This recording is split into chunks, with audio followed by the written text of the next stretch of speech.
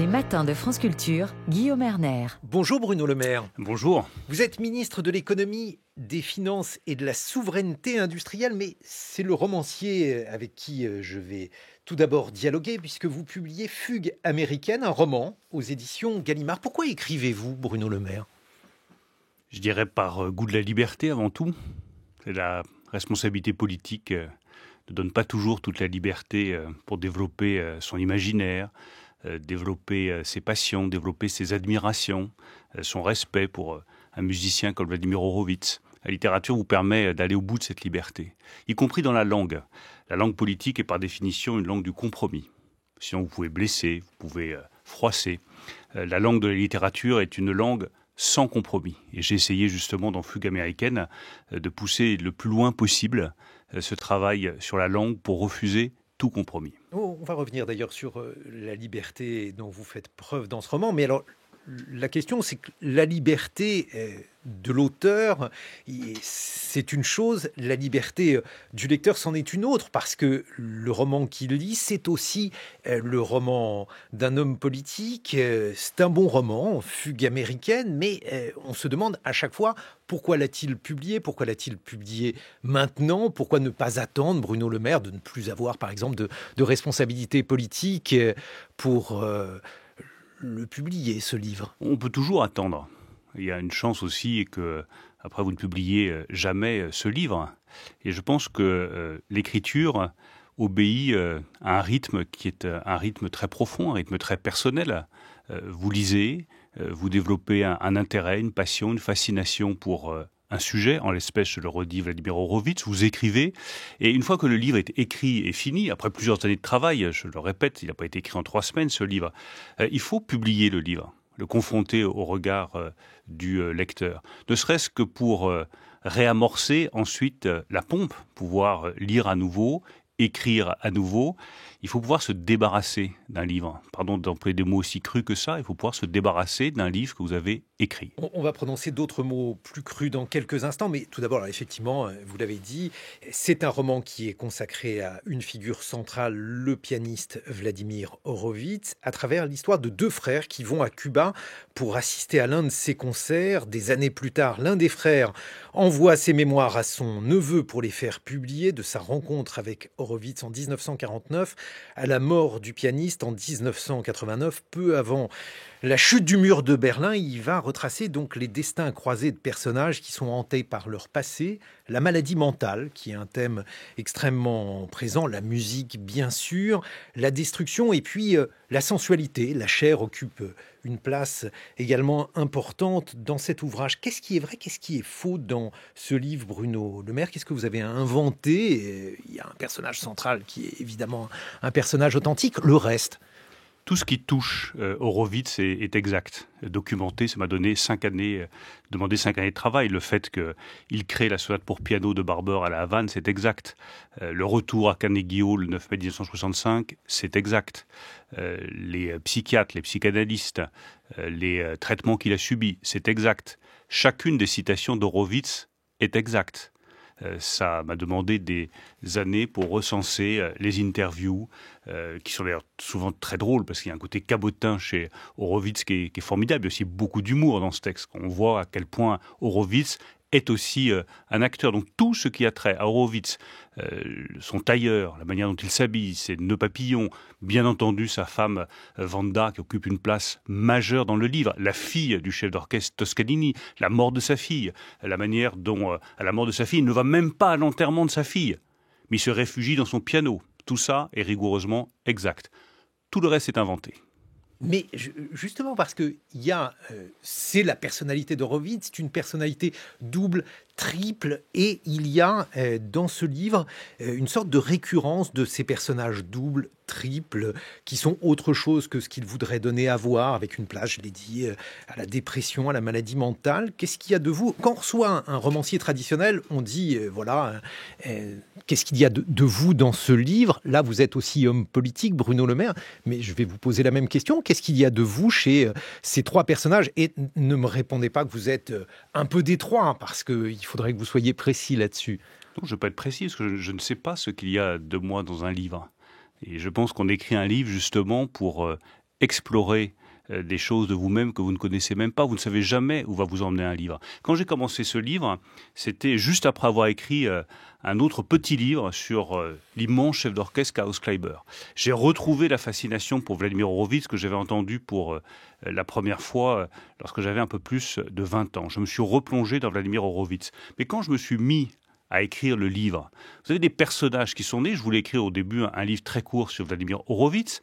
Et puis, ce personnage double, Franz Wertheimer, qui a une vie très différente de celle de Vladimir Horowitz, s'est imposé. D'où ce thème de la fugue, d'ailleurs, avec 2 lignes musicales, 2 lignes de vie qui se croisent et qui ne cessent de s'entrecroiser.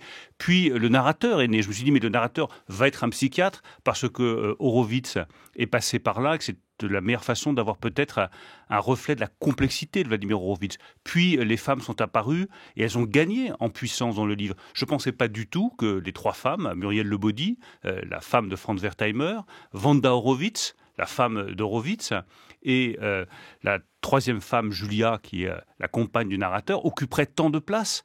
Et donc vous ne savez jamais où un livre va vous emmener. Et c'est peut-être pour ça que vous écrivez, pour découvrir des choses que vous ne connaissiez pas de vous-même et qui peuvent être éparpillées à travers le texte. Alors, il y a beaucoup de passages qui ont fait réagir Bruno Le Maire, puisque ce sont des passages extrêmement crus. Alors, je rappelle que c'est un roman, donc ce sont des personnages qui, à chaque fois, s'expriment. Vous faites bien de le rappeler, parce que je crois que ça a été oublié parfois, alors, volontairement ou non. Oui, mais alors, néanmoins, un roman doit normalement faire écho aux thèmes qui ont une importance pour les différents narrateurs. Alors, je cite par exemple un extrait.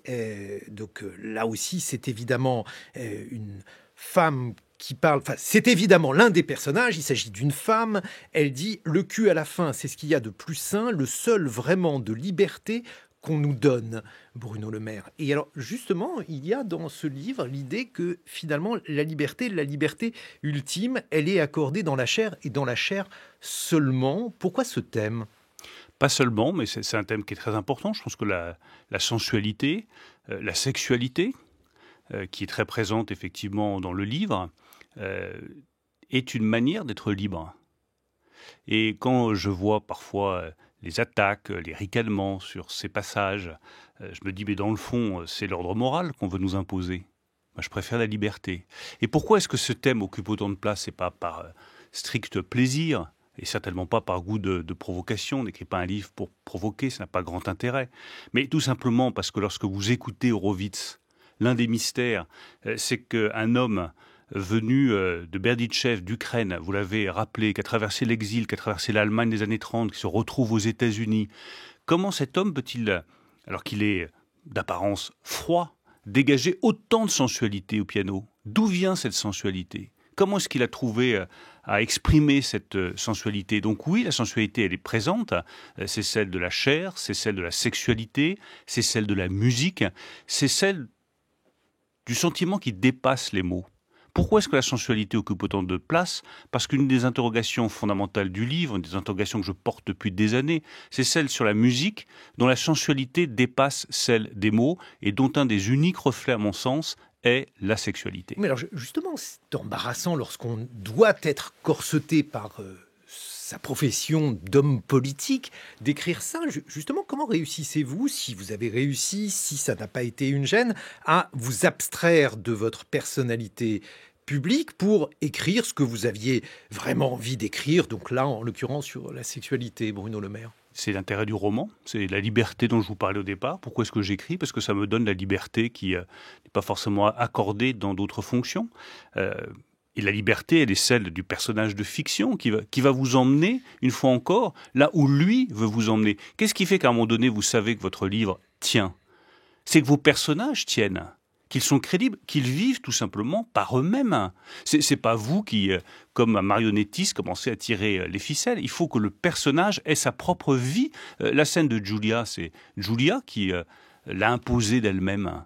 Les scènes de sexualité ailleurs dans le livre, ce sont des scènes qui sont venues naturellement. La scène dont on a moins parlé de Horowitz, qui est sur la jetée de la Havane, c'est Horowitz qui a imposé cette scène-là.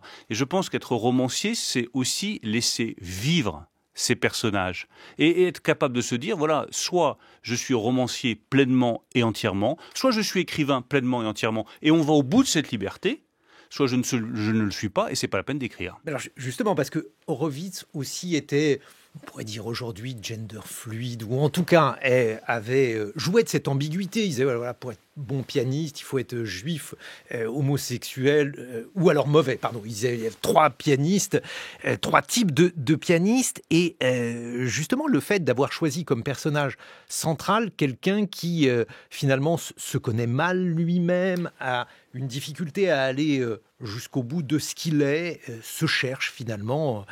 C'est le cas donc d'Horowitz, c'est le cas aussi un peu d'un autre personnage que vous mettez en scène, de l'un de ces 2 frères qui vont côtoyer Horowitz, Bruno Le Maire. Oui, il y a une vie réussie et une vie ratée, pour être tout à fait caricaturale. C'est ça, cette fugue. C'est celle d'une premier développement musical, la vie d'Horowitz qui se transforme en destin. Il est frappé par la dépression, il a connu l'exil, il ne sait pas très bien qui il est. Il aurait dû tomber, il aurait dû ne jamais se relever. Je rappelle qu'il a fait une longue période de dépression, on en a fait plusieurs, mais la plus longue a duré 12 ans, entre 1953 et 1965. Et pourtant, il se relève avec l'aide de sa femme Vanda, qui est la femme forte du livre. Il se relève grâce au traitement, il se relève en recommençant à jouer mais des petits morceaux, et il triomphe, et il devient plus qu'un grand pianiste, il devient une légende. Et il retourne en 1986 à Moscou, jouer devant les mêmes dignitaires soviétiques qui ont condamné son père au goulag. Il crée son destin. Et de l'autre, vous avez un pianiste plus jeune qui, lui, est accablé, dans le fond, par le talent d'Horowitz et qui, voyant qu'il n'aura jamais le génie d'Horowitz, qui lui donne une leçon, renonce au piano, devient agent immobilier alors qu'il est fait pour être agent immobilier comme moi pour être éleveur de moules, et qui, du coup, se retrouve plongé dans sa dépression, tombe et ne s'en sort pas. Et je pense que c'est ce croisement de lignes qui m'intéresse. Pourquoi est-ce que l'un se redresse, l'autre ne se redresse pas? Pourquoi l'un tombe et l'autre s'effondre? Bien sûr, mais on se dit, alors cet homme pianiste, juif, homosexuel, dépressif, c'est a priori un personnage loin de vous. La dépression, peut-être, est-ce quelque chose que vous connaissez, Bruno Le Maire? Je connais dans mon entourage, mais je ne connais pas personnellement. Mais je trouve que c'est intéressant de se plonger vers les personnalités faibles, de s'intéresser aux personnalités faibles, celles qui ont des failles, celles qui... Un dépressif n'est pas forcément une personnalité faible. Non, bien sûr. Faible. Justement, ce qui, une fois encore, m'a le plus intéressé, c'est comment est-ce que Horowitz peut mêler autant de faiblesse et autant de force. Un effondrement aussi spectaculaire et un redressement tout aussi spectaculaire. C'est ça que ce livre veut fondamentalement interroger. Comment cette complexité d'Horowitz fait naître une légende, alors qu'elle aurait pu se réduire en cendres très facilement. Et puis alors, la musique, donc vous avez consacré un livre à Kleiber, vous en consacrez un à Horowitz, il y a aussi une présence de Richter, il y a aussi un personnage qui a failli être un grand pianiste, mais n'y parviendra pas, Bruno Le Maire. C'est un thème important pour vous, la musique. Pourquoi le prendre surtout de manière romancée? Parce que vous pourriez vous contenter d'interpréter des morceaux au piano.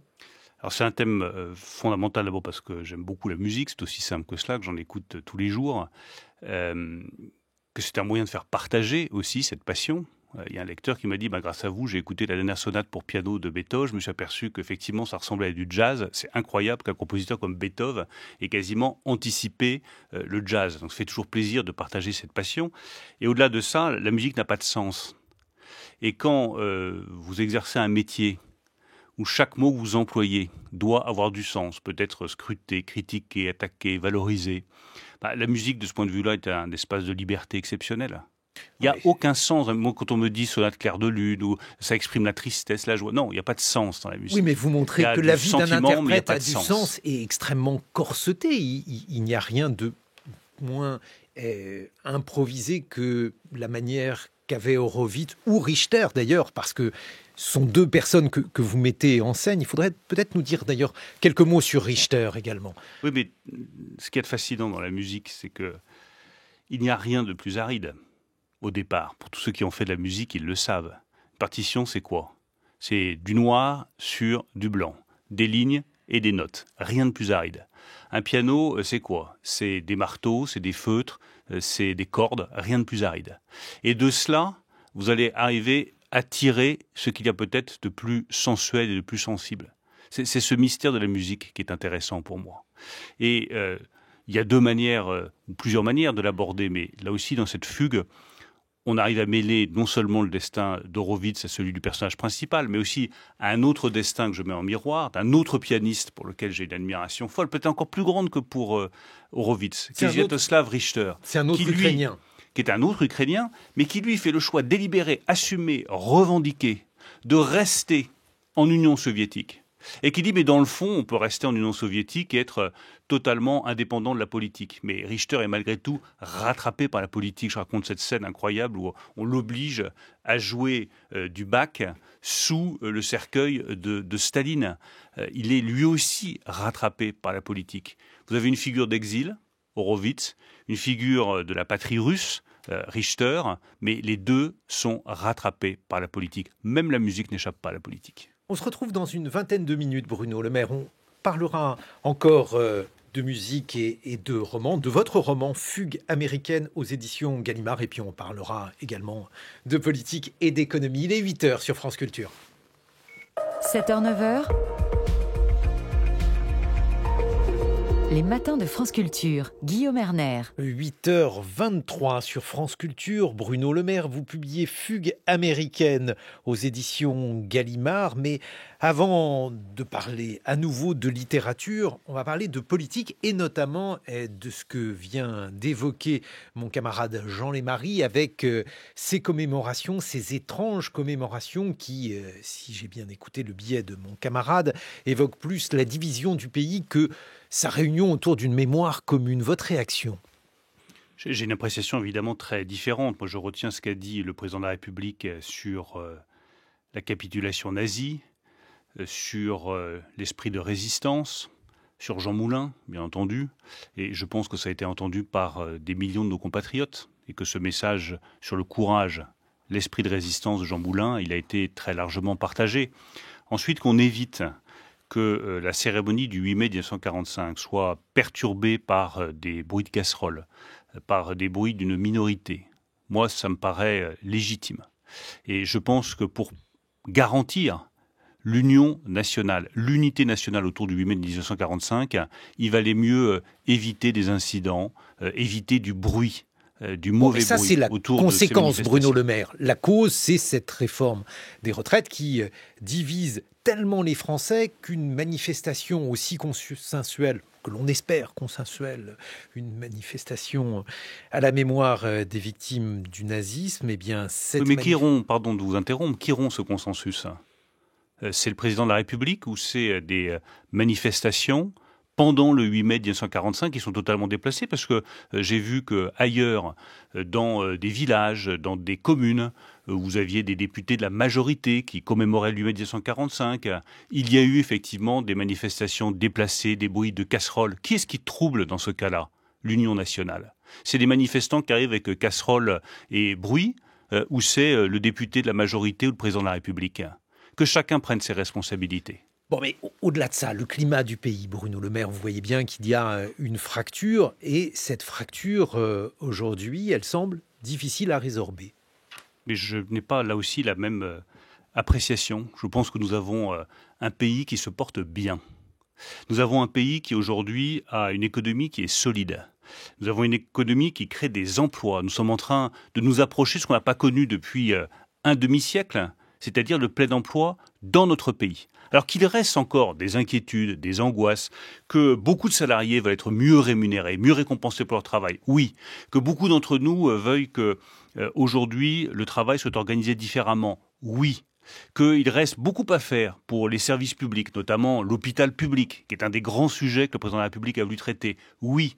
Mais ne caricaturons pas ce qu'est la France ou l'état de la France aujourd'hui. Il y a certaines personnes qui se complaisent dans une espèce de détérioration volontaire de l'image de la France et qui ont un intérêt politique à montrer que tout va mal dans le pays, que nous sommes au bord de la rupture, au bord du drame, au bord de la crise sociale, au bord du conflit, certains diraient au bord de la guerre civile. C'est faux.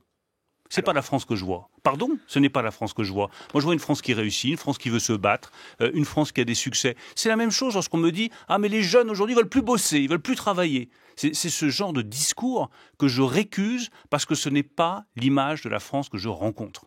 Jean Lémarie. Sans parler de guerre civile, est-ce que vous ne voyez pas simplement, là, sous nos yeux, une crise politique majeure? Encore une fois, c'est un symbole, ce n'est qu'un symbole, mais c'en est un. Le président de la République qui remonte seul les Champs-Élysées le jour où on commémore le 8 mai 45.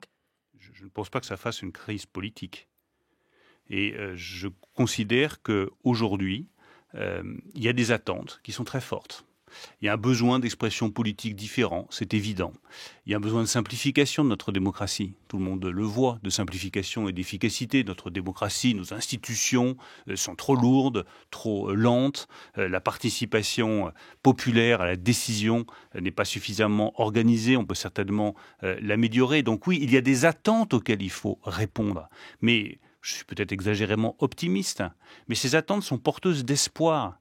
Elles ne sont pas porteuses de crise ou d'effondrement. Lorsque je m'exprime sur le travail, les attentes des jeunes sur l'organisation du travail, la répartition de leur journée, la conciliation entre vie personnelle et vie professionnelle, le sens qu'ils veulent avoir dans leur activité, mais on peut le considérer comme la grande démission, ça c'est les pessimistes, tous ceux qui voudraient vivre au XIXe siècle, on peut le considérer au contraire comme un formidable levier de transformation positive de notre pays. Et c'est comme ça que je le vois. Mais alors, Bruno Le Maire, on va revenir à votre roman, parce que dans votre roman, il y a notamment des mots très durs. Alors, je rappelle que c'est un roman, donc ce sont des personnages qui prennent la parole, mais il y a, par exemple, une diatribe contre l'idéologie, et notamment vis-à-vis donc de cette incapacité occidentale à voir, à se prémunir contre l'idéologie. Je vous cite, l'Occident qui, comme toujours, n'aura rien vu venir, car c'est bien le propre de l'Occident de ne rien voir venir, obsédé qu'il est par son propre destin. Il est tellement revenu des idéologies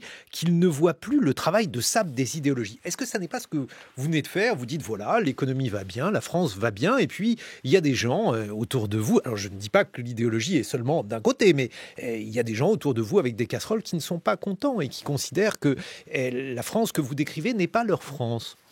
Et tout homme politique honnête, et je pense que beaucoup le sont, est tiraillé entre la lucidité, qui peut le porter au pessimisme, et la volonté, qui doit le porter à l'espoir.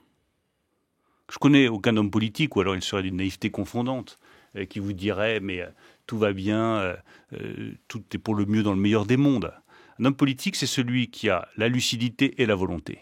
La lucidité de voir que beaucoup de choses ne vont pas bien dans son pays, qu'il y a beaucoup de choses à améliorer, beaucoup d'inégalités à corriger, mais qui a l'espoir, et c'est le sens de mon engagement politique, pour essayer de transformer les choses. Ça me fait penser au cité de Gaulle. Il n'y a pas que ça dans votre livre, il y y a aussi le mot idéologie. Bruno Le Maire. Je reviens à l'idéologie, mais ça me fait vraiment penser à la rencontre entre De Gaulle et Kessel. Je crois qu'elle est racontée dans l'excellent livre de Dominique Bonnat sur Kessel et Drouin. On est en 1943, Kessel arrive à Londres et il demande à De Gaulle, mais est-ce que vous pensez que nous allons gagner la guerre ? En 1943.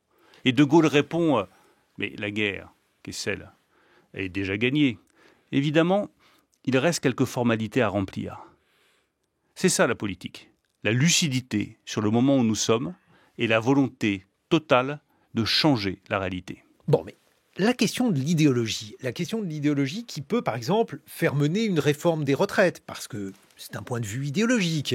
On dit qu'il faut la faire, on la fait contre un pays, parce que beaucoup de gens n'en veulent pas, Bruno Le Maire. C'est ça aussi la question qui se pose. Est-ce que finalement, en pensant, parce que j'imagine que tout cela était pavé de bonnes intentions, en voulant rétablir certains équilibres, eh bien, on fait quelque chose qui provoque une rupture idéologique profonde dans le pays? La réforme des retraites, c'est tout sauf de l'idéologie. Je vais être beaucoup plus pragmatique que vous.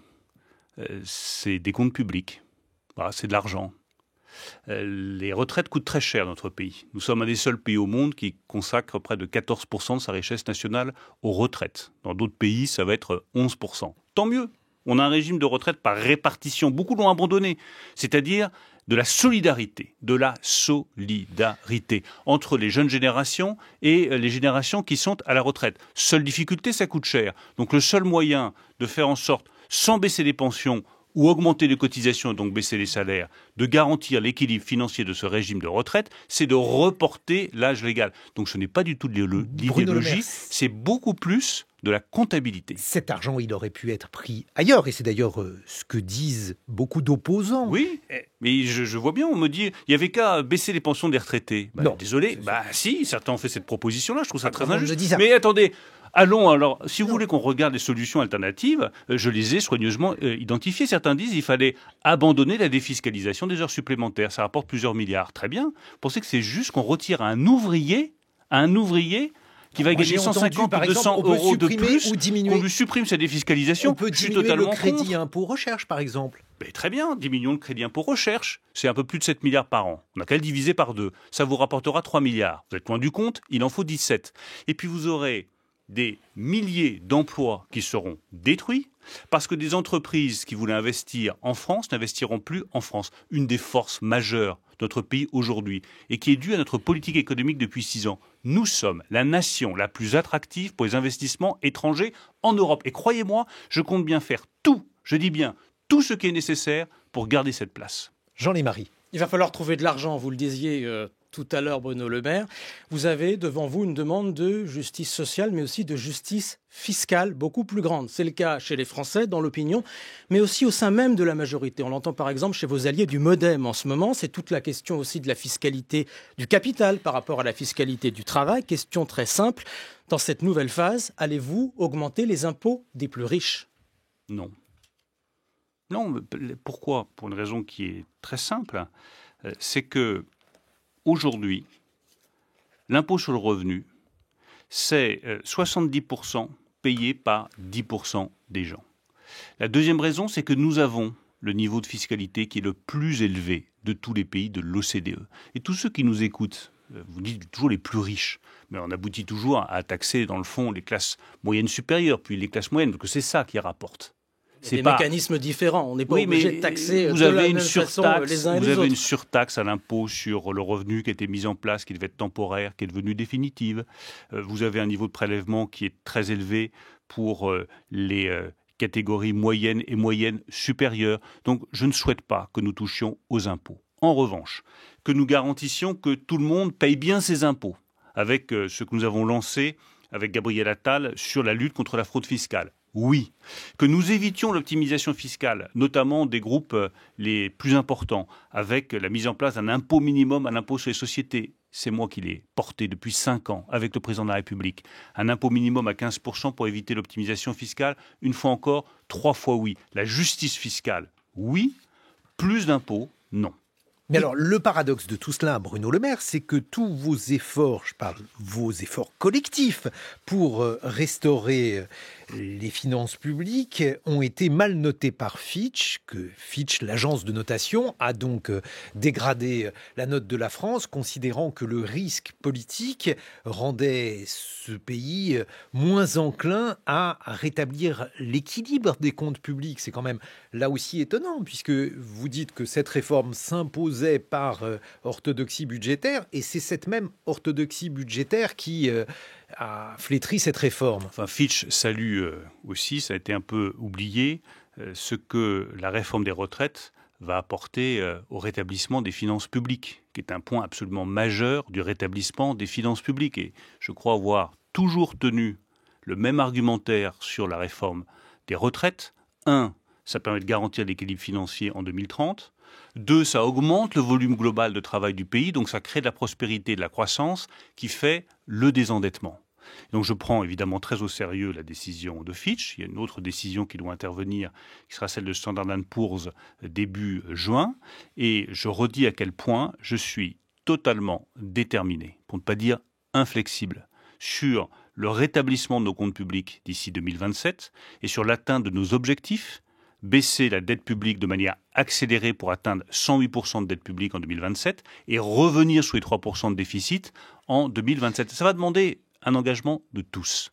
Ça va demander un engagement de la majorité, ça va demander un engagement de tous les ministres sans exception. Mais ça va demander un engagement des collectivités locales qui d'ailleurs font déjà bien le travail. Tout le monde doit s'y mettre. Bruno Le Maire, vous ne m'avez pas répondu sur le fond. On a entendu votre volonté, mais justement, Fitch dit en substance, un pays qui est fracturé n'est pas un pays qui est à même de remplir cette orthodoxie budgétaire. Mais les fractures doivent se réparer et se répareront. Quand je vois qu'aujourd'hui les syndicats sont prêts à rencontrer la Première ministre, que même la CGT, j'ai salué hier le sens des responsabilités de la CGT, a dit qu'elle se rendrait au rendez-vous chez la Première ministre. Voilà, les premiers pas commencent à être faits. Et tant mieux, parce que, vous savez, la tension permanente, c'est insupportable pour tout le monde et c'est insupportable pour une nation.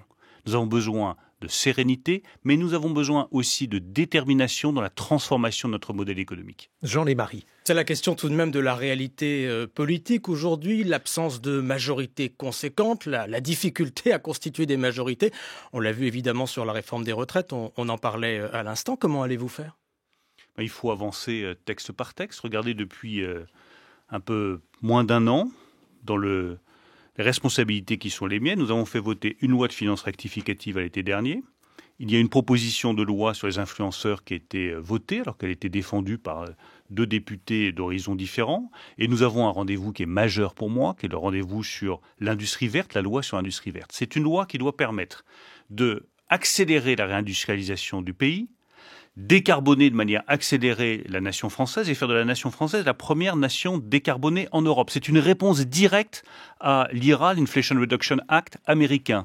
C'est un texte de loi qui doit favoriser la préférence européenne dans la commande publique, dans les soutiens financiers que nous apportons à l'industrie. C'est une loi qui doit garantir qu'au XXIe siècle, en matière de batteries électriques, en matière d'hydrogène vert, en matière de panneaux solaires ou d'éoliennes, la France est un leader mondial. Donc c'est une loi fondamentale.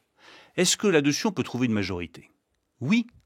Oui, on peut trouver une majorité. J'ai commencé à consulter tous les groupes, mais les consultations se passent très bien. J'ai reçu des propositions intéressantes des Verts, des propositions très justes, notamment sur la biodiversité ou sur l'accent qui doit être mis davantage sur la transition climatique, des propositions intéressantes du Rassemblement national. Je recevrai prochainement les autres groupes, la France insoumise, les Républicains. Et Donc vous pouvez voter, vous pouvez accompagner des propositions du Rassemblement national. Si chacun est capable de dépasser son intérêt politique et partisan pour défendre l'intérêt national, je suis convaincu que sur la loi industrie verte, une majorité avec le Rassemblement national est possible, Bruno Le Maire ? Non, je ne dis pas ça. Je dis simplement que je regarde les propositions et je regarde les propositions pour ce qu'elles sont et non pas d'où elles viennent. Je les regarde. La politique, c'est un peu, comme vous le dites d'ailleurs dans Fugue américaine, c'est un peu savoir d'où l'on parle. Mais bien sûr, mais en l'espèce sur un projet de loi qui porte sur l'industrie, je regarde les propositions en fonction de ce qu'elles apportent au texte. L'autre question qui se pose, et qui se pose de manière cruelle pour beaucoup de Français aujourd'hui, c'est l'inflation, Bruno Le Maire. Et l'inflation empêche justement beaucoup de nos compatriotes de se réjouir de la situation économique. Et là aussi, les armes du gouvernement, ou celles qui sont mises à disposition de l'économie réelle, font que cette inflation pèse très lourdement sur le budget de beaucoup de ménages. Qu'est-ce que vous envisagez à ce sujet ? Oui, elle pèse terriblement. Et quand je dis que la situation économique de la France est solide, je sais bien que c'est un chiffre global, mais enfin, on est quand même mieux à s'approcher du plein emploi et avec de la croissance, plutôt que d'avoir un chômage de masse et être en récession.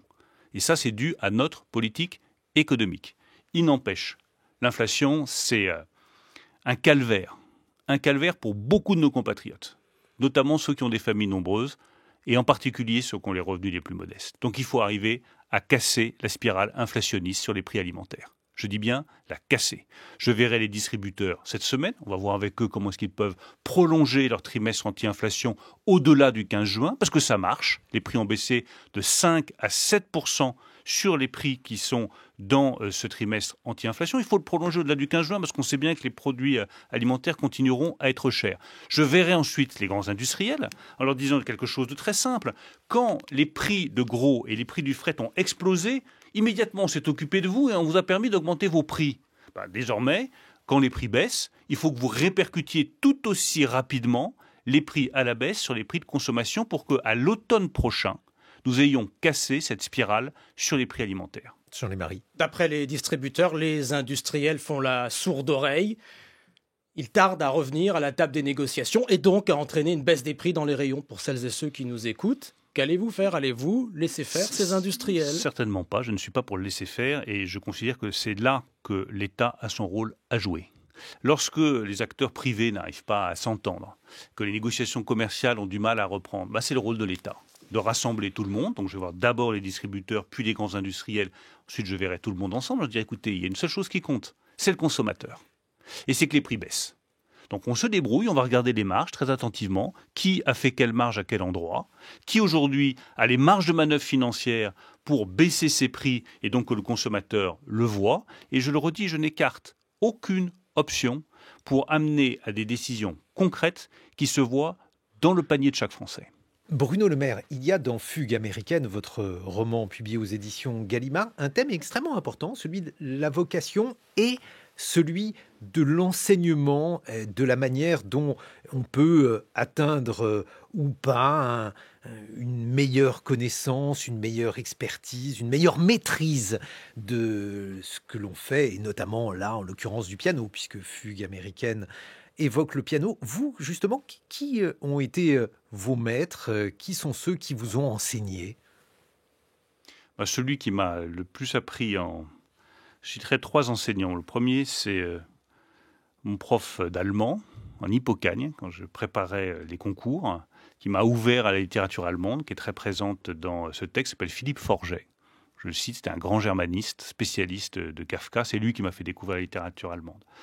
Je citerai une deuxième personne qui était mon prof de piano, qui était une femme portugaise qui habitait pas très loin de l'école normale supérieure et qui m'a fait travailler beaucoup mon piano. C'est une ancienne enseignante de la Juilliard School à New York et une femme tout à fait exceptionnelle. Et je citerai un troisième professeur qui a joué un rôle majeur, beaucoup le connaissent, c'est Xavier Darcos, qui était mon professeur de français, là aussi en classe préparatoire, et qui m'a fait découvrir des pans entiers de la littérature, qui m'a donné aussi la passion de la littérature latine. C'est un grand spécialiste d'Ovide, Xavier Darcos, et c'est un enseignant d'une qualité exceptionnelle. Et alors, en dehors de Xavier Darcos, qui est un politique qui ferait figure pour vous d'enseignant, vous avez travaillé avec Dominique de Villepin. Mais celui, je vais le dire très sincèrement, celui avec lequel je me suis le plus amusé, celui avec lequel il y a eu le plus d'enthousiasme, c'est Dominique de Villepin, bien sûr. Parce que tout était possible, y compris de se mettre en travers de la route des États-Unis quand ils voulaient déclarer la guerre en Irak. Et il y avait une forme chez Dominique de Villepin de panache français. Et ce panache français, voilà, je trouve ça incroyable. Merci Bruno Le Maire de nous avoir accompagnés. Fugue américaine pour évoquer la mémoire d'Horowitz, du piano, comment on devient ce que l'on est, comment aussi parfois on ne parvient pas à être véritablement. Votre livre est publié aux éditions Gallimard. Dans quelques instants, le point sur l'actualité, le 8h45.